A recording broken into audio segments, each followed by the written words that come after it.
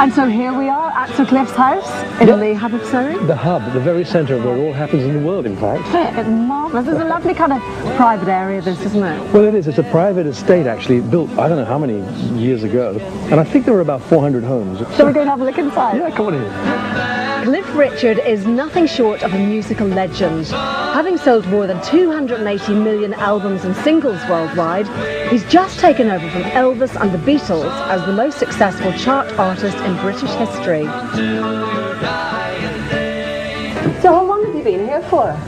I've actually lived in the house, I think it's 13 years. I just thought I'd make a change the face of it after all that time, so that's what I did. It's a great house, isn't it? Oh, it's wonderful. I love it. And so who's this with you? Oh, that's me with my lovely mum.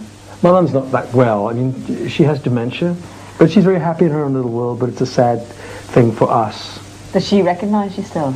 Yeah, she does, and the only way I know is that every now and then she'll say, she turned to my sister once, for instance, and the only words that we could hear that day was she said, "I love his little face." I mean, I nearly died when she said it. A pocket full of dreams, a heart full of love, and they wait. So that's obviously the dining room. Yes, it is, yeah.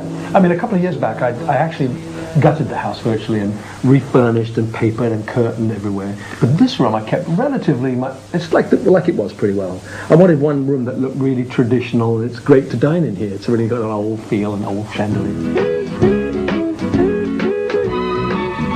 And you love the garden, don't you? I do, yeah. I've always enjoyed gardening, and I've enjoyed, you enjoy a garden. This garden's quite special because it's got various areas. I mean, the tennis court area has a little tiny mini garden attached to it, and you feel like you're in another world when you're there with friends playing tennis. In the far corner behind me, way back there, is about I don't know, 3/4 of an acre of woodland. Oh yeah, you can walk in there, and I've got a couple of seats, and you can sit in there and think and ponder about life, with the feeling that you're miles from anywhere, where in fact you're not. You're only 22 miles from the centre of town. One of your other houses is in Portugal, where you spend a lot of time as well, and you've been growing your own wine, haven't you? I have, yeah. He's now a wine merchant. And what really amazes me is that the best reviews I've ever received are for my wine. No. But I don't know whether to sell it or drink it. I'll probably drink some of it. A bit of both, I think. A bit of both, yeah. Now, here it is. Yes. Look, you're on the label. And I thought, wouldn't it be great? It's my wine. I could put this image up saying, yes! Great one. But it's not going to have my face on the label. Oh. Apparently that doesn't really work, other than for people who buy my records. See, that bottle now would be worth a fortune. Yes. Come on, pretty baby, let's move it and a groove it. Well, this is my living room, where I basically live. Oh, it's great shape, isn't it? What do you like about this house? It's all kind of, it's quite unusual. It's interesting, isn't it? And so do you kind of sit here in the evening and this way you relax, is it? I have a piano which I don't play, but it plays itself. Congratulations. I want to ask you a little bit about these photographs as well. Oh. Being knighted. Yeah. Was that a very proud moment for you? It was. I've been asked a couple of times, like, what's the highlight of your career? And I find it hard not to mention this, although it's not directly anything to do with my career. It's perhaps the result of my career. Did you want it very much as a child? Were you the sort of child that performed and sang and did all of that? It wasn't until I heard Elvis that it really struck home to me that I'd love to be able to do this. Well, since my baby left me. I spent my whole late teenage years trying to be Elvis. My first TV show, in fact, was a show called Oh Boy, and Jack Good was the director. So at rehearsals he'd say, drop a shoulder, now just look across, now quiver your lip and all this business. And you were kind of smouldering into the camera. Right. And it grew from that, and then I created my own Cliff Richard thing. I've always remained a terrific admirer of Elvis and give him credit for my existence as a singer. Do you keep an eye on what's happening in pop music and what everybody else is doing? I know Westlife, I know Steps, I know Atomic Kitten. The ones that count, I know, and their music's good. And every now and then I think, God, it'd be great to work with those people. There's someone I recognise. Oh, listen, your mum has become a major part of my life. She's such a great friend. So here it is, the conservatory. Oh, wow, I love this lemon tree in the Isn't it middle. fantastic? That's from your mum. That's beautiful, isn't it? That's fantastic, yeah. Thanks, Chloe. So when did you put this all on? Well, this happened again at the same time as I did the house about 2 years ago. Grab a seat. They're quite heavy, Caron Keating. Yeah. A couple of years ago. Fantastic. Now listen, I want to ask you about your new album. It's called Wanted, and it's out next month. Yes, it is. We thought of the favourite songs of all time that we liked, and that's what we've done. I've recorded them.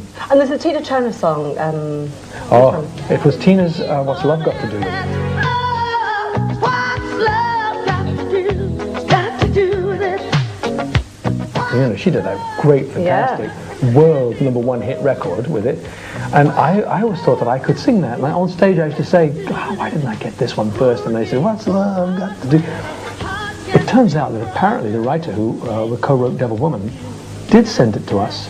And somehow or another, it got sent back saying, we don't think it's right for Claire. No. Did you ever find the person that sent it back? No, I'm not even going to look for him.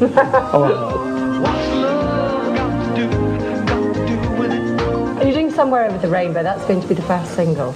It is, yeah. It's a combination of two songs, Somewhere Over the Rainbow and Wonderful World.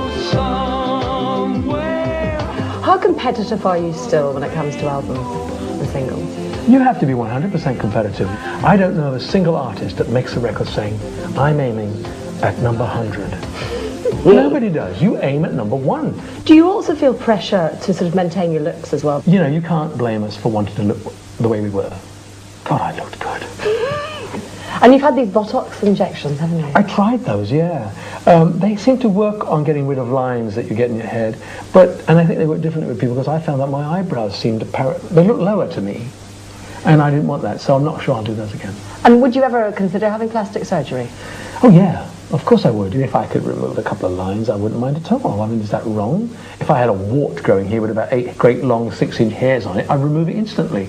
I can't see the difference, personally.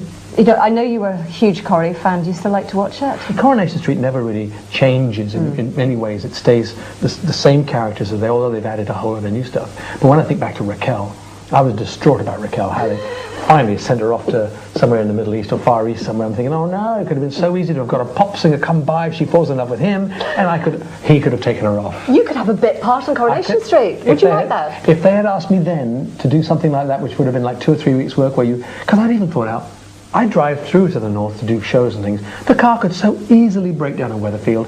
You could so easily be given help by the local pub. You'd stay the night, you'd meet Raquel, they'd fall in love over a period of things, and then he would take her away. But now, of course, what they need is help in finding Linda. Now, I suppose in my travels on the tour, I could look out for her. You could be in it every other week, perhaps. Well, that might be overdoing it, but it wouldn't be a bad idea. Listen, it's been so lovely to be able to spend time with you today, and very good luck with the album. Thank you very much. Next week on Rich and Famous Video.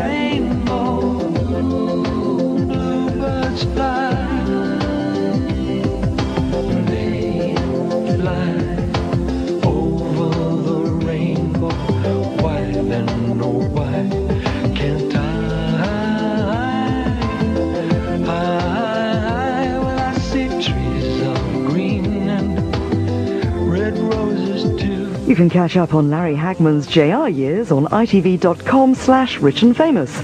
And the show's back next Friday at the same time, 8 o'clock. What a wonderful